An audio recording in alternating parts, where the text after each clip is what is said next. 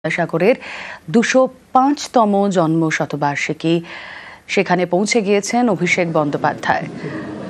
অভিজিৎ চন্দ প্রতিনিধি রয়েছেন আমাদের সঙ্গে। অভিজিৎ, বিদ্যাসাগর মহাশয়ের ২০৫তম জন্ম শতবার্ষিকী, বিদ্যাসাগর কলেজের ছবি আমরা দেখছি, অভিষেক বন্দ্যোপাধ্যায় পৌঁছে গিয়েছেন। কি চলছে সেখানে? নিঃসন্দেহে এবং বলা যেতে পারে অত্যন্ত তাৎপর্যপূর্ণ আজকে অভিষেক বন্দ্যোপাধ্যায়ের এই ঈশ্বরচন্দ্র বিদ্যাসাগরের মূর্তিতে মাল্যদান করা, কারণ আজকে ২০৫তম জন্মদিবস। ১৮২০ সালে ঈশ্বরচন্দ্র বিদ্যাসাগরের জন্ম হয়েছিল এবং তারপরে বাংলার নবজাগরণের ক্ষেত্রে থেকে শুরু করে বিভিন্ন ক্ষেত্রে তার যে অবদান সেটা অনস্বীকার্য। এবং এই বিদ্যাসাগর কলেজ ১৮৭২ সালে তৈরি হয়েছিল এই বিদ্যাসাগর কলেজ, এবং সেই বিদ্যাসাগর কলেজে যে বিদ্যাসাগর মূর্তি, এই মূর্তি ২০১৯ সালের ১৪ই মে, তখন যে লোকসভা নির্বাচনের ঠিক প্রাককালে অমিত শাহের যে মিছিল ছিল, সেই মিছিল থেকে এই বিদ্যাসাগর মূর্তি ভাঙা হয়েছিল, এমনটাই অভিযোগ উঠেছিল। তা নিয়ে প্রচুর রাজনৈতিক তর্ক বিতর্ক উঠেছিল এবং সেই বিদ্যাসাগর মূর্তিতেই আজকে অভিষেক বন্দ্যোপাধ্যায় তিনি মাল্যদান করলেন। একদিকে যখন রাজ্যে কলকাতার বুকে অমিত শাহ আজকে এসেছেন দুর্গা পুজো উদ্বোধন করতে, সেই সময়ই অভিষেক বন্দ্যোপাধ্যায় আজকে বিদ্যাসাগর কলেজে এই বিদ্যাসাগর মূর্তিতে মাল্যদান করেন এবং কিছুক্ষণ আগেই তিনি ঢুকেছেন এবং মাল্যদান করেছেন এবং বিদ্যাসাগর কলেজের বিভিন্ন অধ্যক্ষ থেকে শুরু করে এখানকার যে সমস্ত শিক্ষক শিক্ষিকা, এখানকার ছাত্রছাত্রী তাদের সঙ্গে কথা বলছেন এবং পাশাপাশি বলা যেতে পারে যে বিদ্যাসাগর কলেজের উন্নতিকল্পে এবং বিদ্যাসাগরের মূর্তি রক্ষণাবেক্ষণের জন্য যে কোনো সমস্যা হচ্ছে কিনা সেই গোটা বিষয়টাই জানতে চাইছেন। এবং সেক্ষেত্রে বলা যেতে পারে যে আজকের দিনটি কিন্তু বাংলার রাজনীতির ক্ষেত্রে এটা অত্যন্ত গুরুত্বপূর্ণ।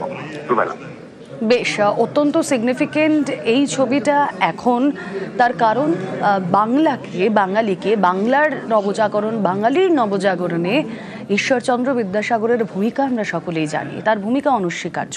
যেই সময় পরিযায়ী শ্রমিকদের বাংলা ভাষা বলায় আক্রান্ত হতে হচ্ছে ভিন রাজ্যে, সেই সময় বাঙালির অস্মিতা, বাংলার অস্মিতা আজকের দিনটা যেন ফিরে ফিরে নিয়ে আসে। বিদ্যাসাগর মহাশয়ের ২০৫তম জন্ম শতবার্ষিকী, তাকে শ্রদ্ধাঞ্জলি জানাতে বিদ্যাসাগর কলেজে পৌঁছে গিয়েছেন অভিষেক বন্দ্যোপাধ্যায় এবং বিদ্যাসাগর কলেজের উন্নতিকল্পে আর কি কি করা যায় সে বিষয়েও তিনি কথা বলছেন।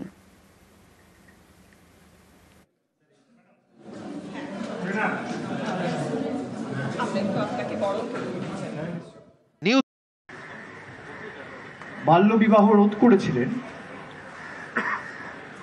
এবং বাংলাকে বারে বারে সামাজিকভাবে তার যে অবদান, যেভাবে তিনি লড়াই করা শিখিয়েছিলেন, আমরা সকলে পড়েছি, জেনেছি।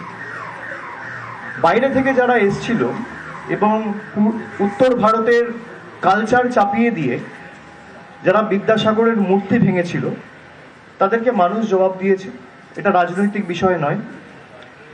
এবং আমার সত্যি খারাপ লাগলো যে আমি যখন শুনলাম যে তিনি ঠিক 10 মিনিট দূরে একটা পুজো মণ্ডপ উদ্বোধন করতে গেছেন, তার এতটুকু বিবেকবোধ নেই যে আজকে ঈশ্বরচন্দ্র বিদ্যাসাগরের ২০৫তম জন্মদিবস, সেখানে গিয়ে অন্তত বিদ্যাসাগরের যে বাড়ি রয়েছে বা বিদ্যাসাগর কলেজে গিয়ে ন্যূনতম শ্রদ্ধাটা অর্পণ করি বা নিবেদন করি।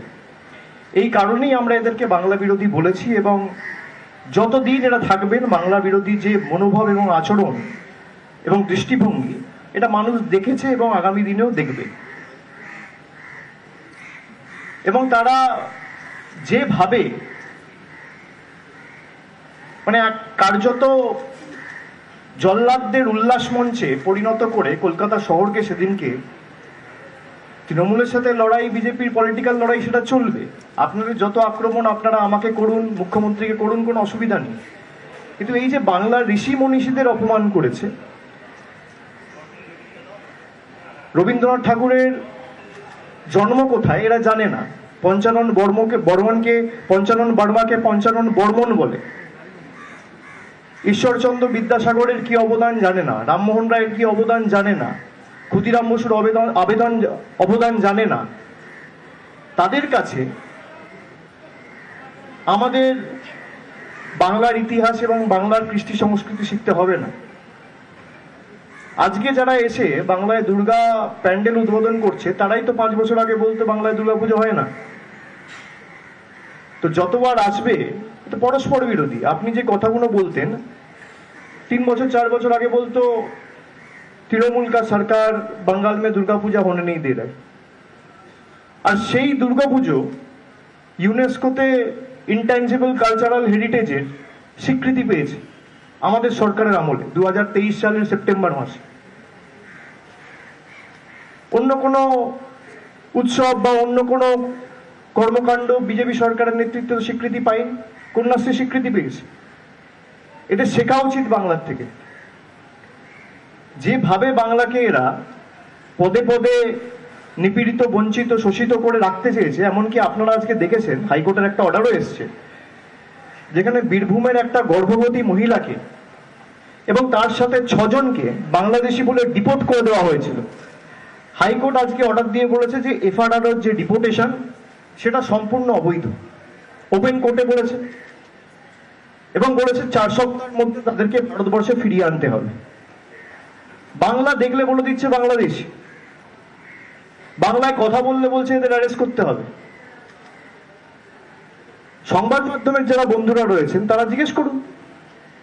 আজকে অমিত শাহ দেশের স্বরাষ্ট্রমন্ত্রী বাংলায় রয়েছে, আজকে বিদ্যাসাগরের জয়ন্তী, জন্মদিবস, এবং তার সাথে হাইকোর্টের এই থাপ্পড়, আগে তো ক্ষমা চাওয়া উচিত। একবার ঈশ্বরচন্দ্র বিদ্যাসাগরের মূর্তির সামনে দাঁড়িয়ে ক্ষমা চাওয়া উচিত। আর আপনি এই যে দুর্গা মন্দির, কালী মন্দিরে যাচ্ছেন, যান, মা আপনাদের সুমতি দিক, আপনাদের ভালো করুক, কিন্তু তার আগে ক্ষমা চান যে বাংলার প্রতি যে অবিচার অন্যায়টা করেছেন।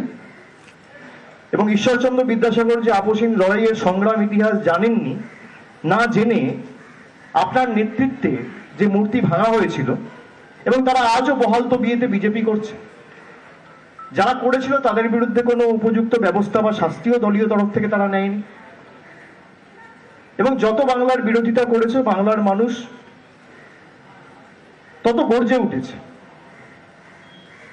আমি রাজনৈতিক কথা আজকে বেশি বলতে চাই না, আপনারা প্রশ্নটা করলেন বলে আমি উত্তর দিলাম। বাকি আমার আশা আজকে সম্পূর্ণভাবে অরাজনৈতিক, এবং আমি ভাগ্যবান যে ঈশ্বরচন্দ্র বিদ্যাসাগরের যে জন্মভিটা, সেই জন্মভিটায় আমি যখন নবজোয়ার যাত্রা করছিলাম ঘাটাল ব্লকের বীরসিংহ গ্রাম পঞ্চায়েত, সেখানে আমার যাওয়ার সৌভাগ্য হয়েছিল। আমরা এমন একটা রাজ্যে জন্মগ্রহণ করেছি যেটা বিদ্যাসাগরের জন্মভূমি, কর্মভূমি, এবং সেখানে গিয়ে আমাদের রাজ্য সরকারের তৎপরতায়, উদ্যোগে খালি আপনার ওই ঘাটাল চন্দ্রকোনা রোডের উপর তোরণ তৈরি করা নয়, প্রায় 2.5 কোটি টাকা ব্যয় করে পুরো প্রপার্টিটা সংরক্ষণ করে তার সৌন্দর্যায়ন করে শিশু উদ্যান তৈরি করা, ঈশ্বরচন্দ্র বিদ্যাসাগরের নামে স্মৃতি মন্দির তৈরি করা, প্রবেশ দ্বার তৈরি করা, 2.5 কোটি টাকার বেশি খরচা করে আমাদের রাজ্য সরকার এই কাজটা করেছে। কলকাতাতেও তার যে বাড়ি রয়েছে সেটাও সংরক্ষণ করা এবং সেটাকে সৌন্দর্যায়ন করে সংরক্ষিত করে রাখা, এই কাজগুলো বিগত দিনে, বিগত সরকারের আমলে হয়নি, আমরা করেছি। এবং আমরা চেষ্টা করেছি যাতে আগামী প্রজন্ম এই দার্শনিক ব্যক্তিত্ব যারা রয়েছেন, যারা আমাদের কাছে পূজ্য, তাদের যাতে মনে রাখে, এবং তাদের ভুলে গেলে চলবে না, ইতিহাসও ক্ষমা করবে না। তাই ঈশ্বরচন্দ্র বিদ্যাসাগরের লড়াই আমাদের, তার আপসীন সংগ্রাম এবং মানুষের জন্য বা সমাজের জন্য তার যে বলিষ্ঠ ভূমিকা বা অবদান, এটা পদে পদে আমাদের অনুপ্রাণিত করে এবং আগামী দিনেও করবে। ঠিক আছে?